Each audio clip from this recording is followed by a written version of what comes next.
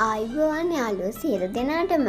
අද අපි අරගෙන ආවේ 3 Sister SL channel එකේ කෙම්දිනි නංගිලීව කඩිසර කඩියා කතන්දර පොත. එහෙනම් යාළුවනේ අපි මේ කතාව රස විඳිමු.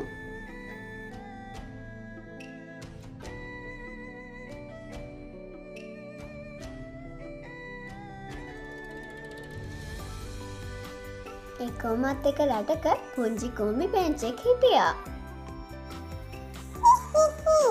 මම තමයි ඒ කුම්බි පැංචා. මගේ නම කඩියා. මම කඩිසරයි කියලා මගේ යාළුවෝ මට නිතර කියනවා.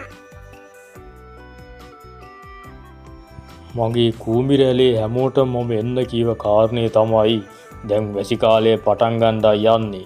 ඉතින් එතකොට අපිට කෑම හොයාගන්න බැරි වෙනවා. ඒක හින්දා අපි කෑම හොයාගෙන අපේ ගුල පුරව ගන්න ඕනේ. ඒ වගේම අපේ කූඹි ගුලේ පිරිසක් දැන් වැඩි වෙලා ඉන්නේ. ගුල ලොකු කරගන්නත් ඕනේ. මම මේ ගුල හාරන වැඩේ අපේ කූඹි ගුලේ කවුරුත් ආදරය කරන කඩියට පවරනවා.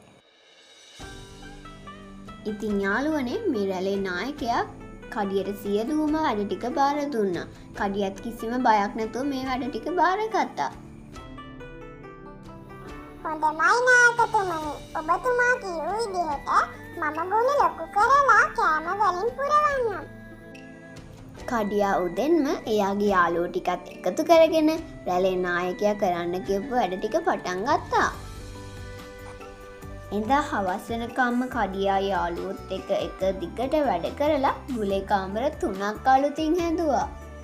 යාළුවනේ අපේ වැඩේ සාර්ථකයි. අපි මහන්සි වෙලා වැඩ කරපු නිසා ගුලේ අලුතින් කාමර 3ක් හදාගන්නත් පුළුවන් වුණා.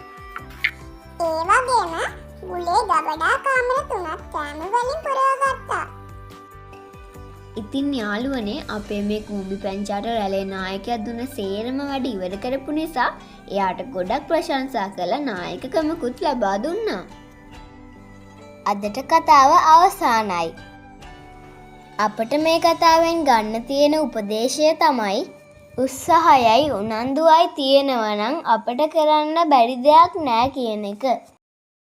යාළුවෝ හැමෝටම ස්තුතියි.